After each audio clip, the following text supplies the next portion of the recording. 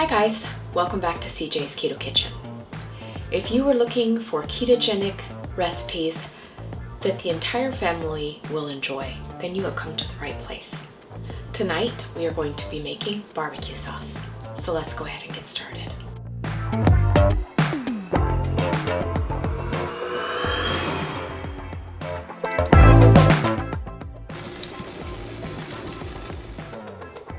So the Labor Day holiday is right around the corner, and I thought it would be appropriate to create a sugar-free barbecue sauce for you to use on all of your barbecue recipes. If you're going to be having any family gatherings or picnics, this would be so much fun, so simple, and once you try homemade barbecue sauce, it will be very hard for you to go back to the bottled stuff, even the sugar-free. So let's go ahead and get started. So you are going to need to begin with a medium-sized saucepan at your stovetop. So you're going to need to begin with a medium-sized saucepan. And the first ingredient that I'm going to be using is no sugar added ketchup. And there are several different low-carb brands. Use whatever you prefer. And I need 1 cup of this. So that is 1 cup of sugar-free ketchup. Next, we're going to add a 1/2 cup of water. The next ingredient is brown sugar alternative, and you need about 5 tablespoons, give or take, of this. Now, as our barbecue sauce cooks and when it finishes, you might need to add a bit more sweetener to your taste, but that's how much I am starting out with. Once again, it's 5 tablespoons of brown sugar alternative. I'm going to give this a bit of an initial whisk, just to combine our ketchup and water. Our next ingredient is going to be soy sauce, and you need 1 tablespoon of soy sauce. You could use aminos if you prefer. Next is 1 tablespoon of Worcestershire sauce. Next, you are going to need 3 tablespoons of apple cider vinegar.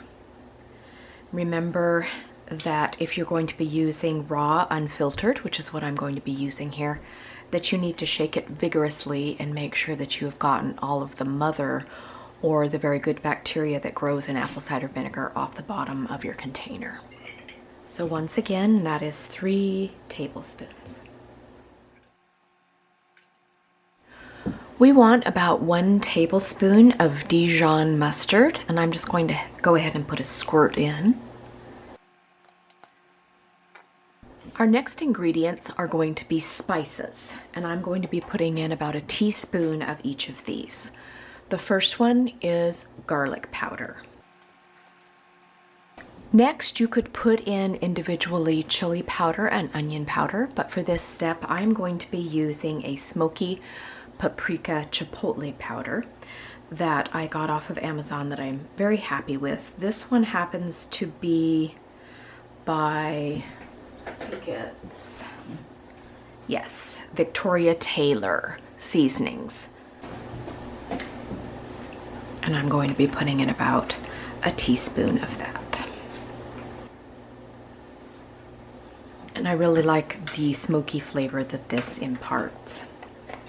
The last spice that I'm going to be putting in is a little bit of cayenne pepper.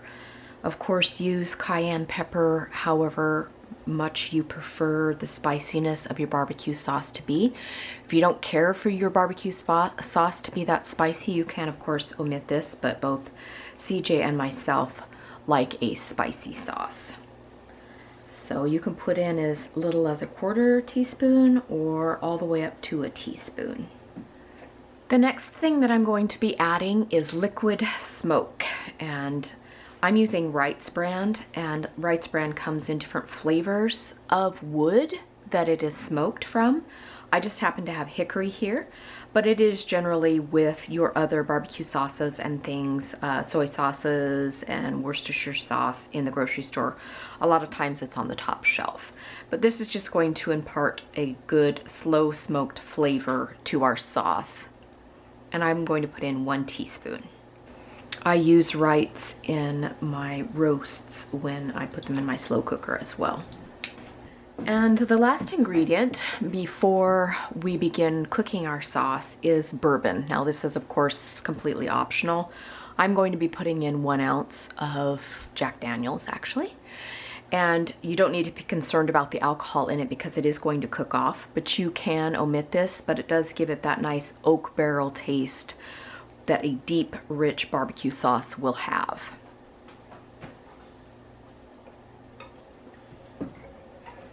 Okay, so we have all of our ingredients together now, and we are going to start to cook this, and we are going to cook this for about 30 to 45 minutes until all of our flavors have melded together. So you just want to put this on a low simmer and keep an eye on it.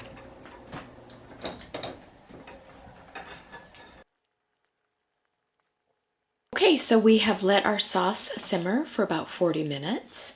I've turned off the heat, and the final step that I'm going to do before I put it into my jar is I'm going to put mine through my mini food processor and blitz it for just a couple of seconds.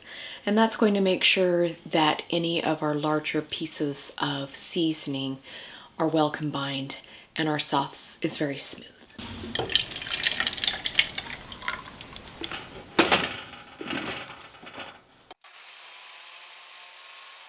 I am going to pour this into my jar, and you could either use it right away or refrigerate it. This will last about 3 weeks in your refrigerator, and it gets better and better as it sits. And this particular recipe makes about 12 ounces of sauce.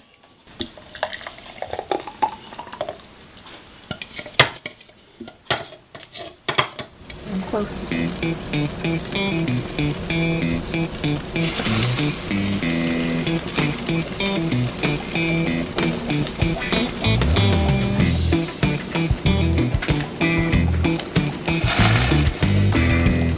Okay, so we are getting ready to sample the ribs with the homemade barbecue sauce that we just made.